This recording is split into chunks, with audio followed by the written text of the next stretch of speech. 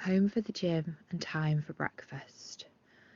Here I am grating a courgette and some carrot to add to half a cup of oats, half a cup of hazelnut milk, and some mixed spice to make my own parody of carrot cake porridge. This is one of my favourites. It's really filling, and the extra vegetables do fill you up for a bit longer. And I also like dropping the slippery courgette.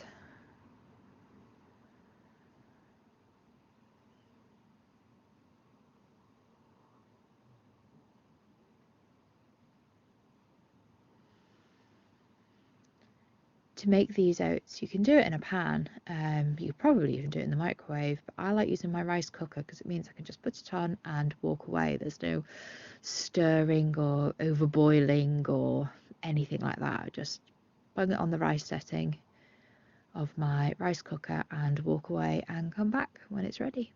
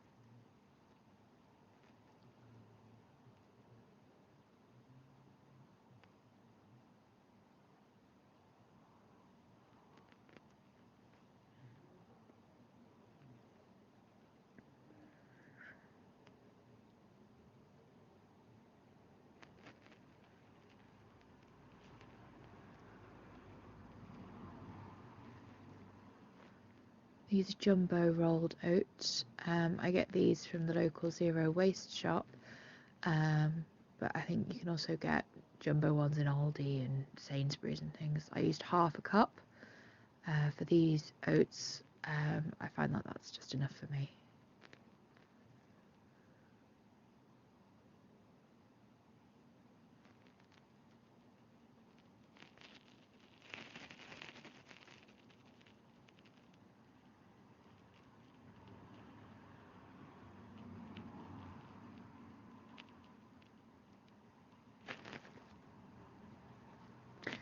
I use the Alpro hazelnut milk, but I often use unsweetened soya milk rather than nut milks. I just find it's a little bit creamier.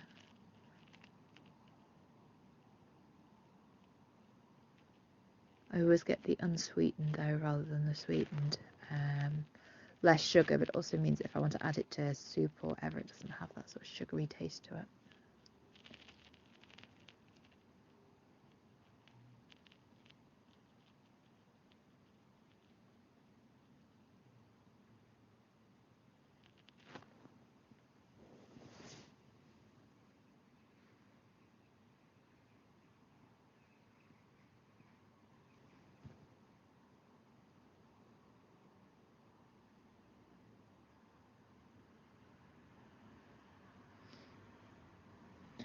The courgette and the carrot do cook down to absolutely nothing, so you can't really tell that they're there.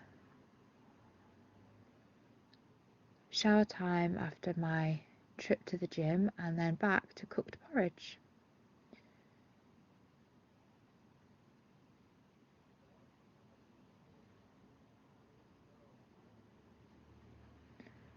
So I added it to a bowl, topped it with just a little more hazelnut milk and about a tablespoon of maple syrup, maybe a tablespoon and a half. I got some lovely tea from IKEA. This is black chai tea with ginger and elderberries. It was a loose leaf tea, so it was very tasty too.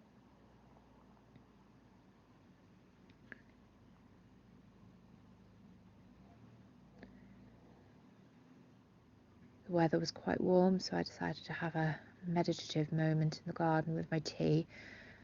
Read my book for a little while and the children played. It was very pleasant.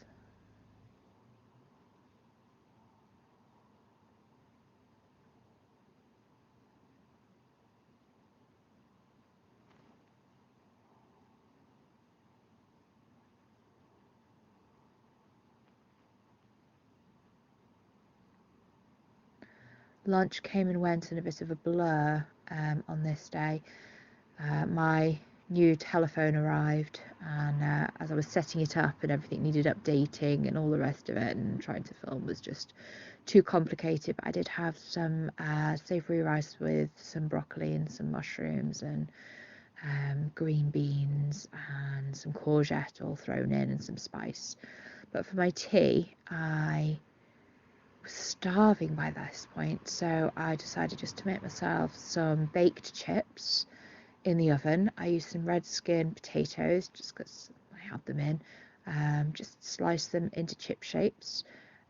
These were raw potatoes. Now sometimes I do it with steamed potatoes, which really only take 10 minutes in the oven just to crisp up and heat through.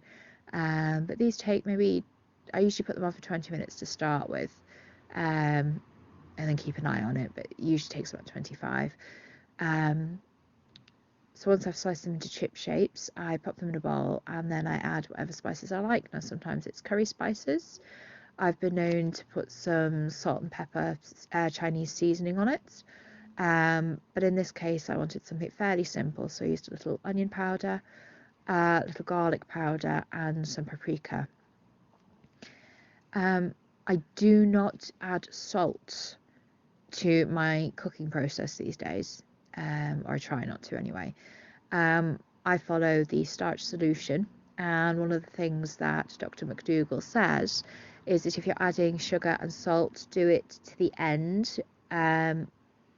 So you add it to the top of your food rather than adding it to the cooking process, so that the taste is on the surface and you taste it more predominantly and therefore use less.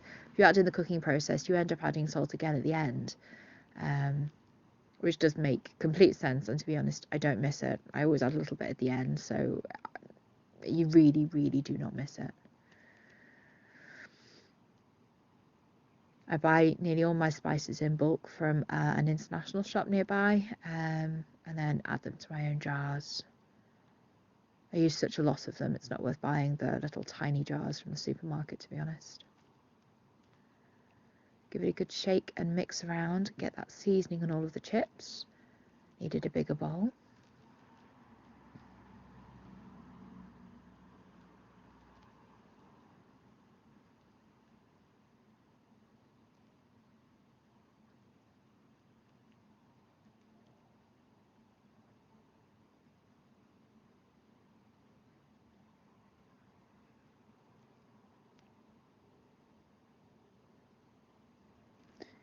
And I add the chips to my baking sheet, which I top with a non-stick matte sheet thing that I buy from Home Bargains. They last pretty well, and they really do save things from sticking, especially when you're not using oil. So I put it on at about 180 in my fan oven, which is not overly clean. And I put, as I say, I put it on initially for 20 minutes, and then they were in for another 5 or so while I prepared the salad to go with it.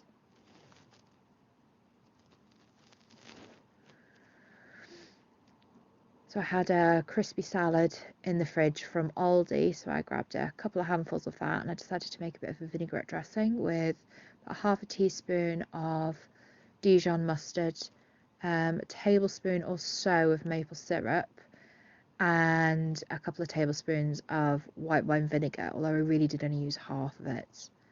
I made far too much, and gave it a big mix just to stop the mustard all congregating in one giant lump, and then just spread it onto the leaves. This is quite a nice fresh salad dressing, a nice oil-free option, although it does have some sugar in.